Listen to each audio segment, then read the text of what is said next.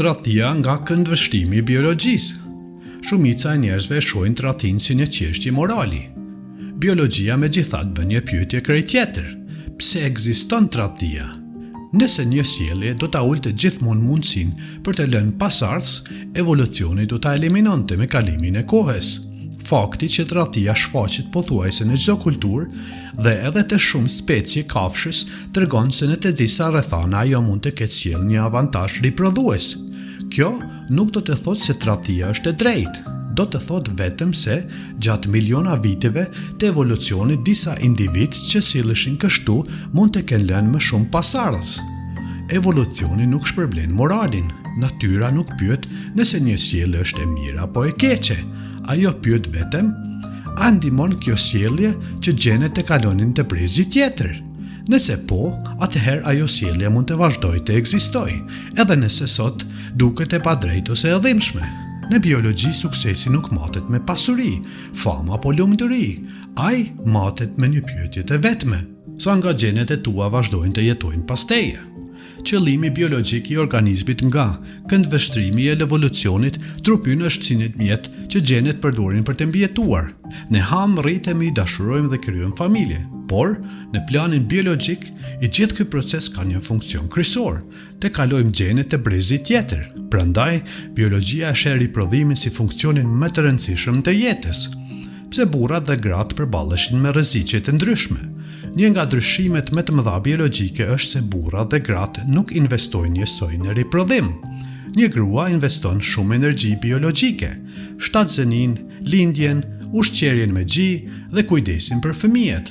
Një burr biologjikisht mund të bëhet babai shumë fëmijëve në një kohë relativisht të shkurtër. Pikërisht këto dallime kanë krijuar presione të ndryshme evolucionare. Pse burrat janë më të ndejshëm ndaj tradhtisë seksuale? Përgjatë historisë e evolucionit një burr nuk mund të ishte kurrë 100% i sigurt se një fëmijë ishte biologjik i tij. Nëse partnerja i mbetej shtatzën nga një burr tjetër dhe ai rriste atë fëmijë si të vetin, ai investonte vitet e jetës, ushqim, mbrojtje, kohë, energji në gjenet e një mashkulli tjetër. Nga këndvështrimi i biologjisë kjo ishte një humbje shumë e madhe evolucionare.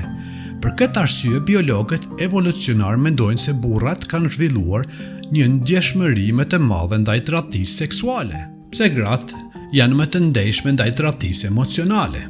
Por një grua problemi kryesor nuk ishte atësia, ajo e dinte se fëmia ishte e saj. Rreziku ishte diku tjetër.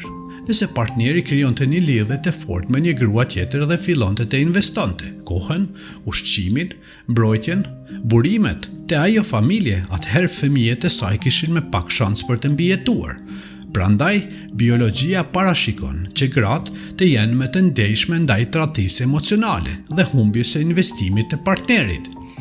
Xhelozia si mekanizëm mbrojtës. Sipas biologjisë evolucionare, xhelozia nuk është krijuar për të na bërë të vuajmë. Ajo është zhvilluar si një mekanizëm alarmi. Ashtu si frika na paralajmëron për rrezikun, edhe xhelozia na paralajmëron për një kërcënim ndaj marrëdhënies dhe suksesit riprodhues. Kjo nuk do të thotë se çdo xhelozi është e shëndetshme, por tregon pse ky emocion është kaq i përhapur te njerëzit. A do të thotë kjo se tradhtia është natyrale? Po, në kuptimin që ekziston në natyrë, jo në kuptimin që duhet të pranojmë ose ta justifikojmë. Edhe agresioni, gënjeshtra apo lakmia kanë rrënje biologjike. Megjithatë, askush nuk thotë se duhet të jetojmë sipas tyre. Njeriu nuk udhëhiqet vetëm nga instinktet. Ne kemi aftësi të mendojmë, të kontrollojmë impulset dhe të marrim vendime morale. Biologjia nuk pyet se kush ka të drejtë, ajo përpiqet të kuptojë pse ekziston një sjellje. Tradhtia nuk është domosdoshmërisht produkt i mungesës së moralit, ajo është gjithashtu rezultati i miliona viteve të evolucionit, gjatë të cilave burrat dhe gratë janë përballuar me sfida të ndryshme, riprodhuese. Por njeriu nuk është rob i gjeneve të tij. Gjenet mund të ndikojnë në prjerjet tona, por vendimet tona i marrim ne.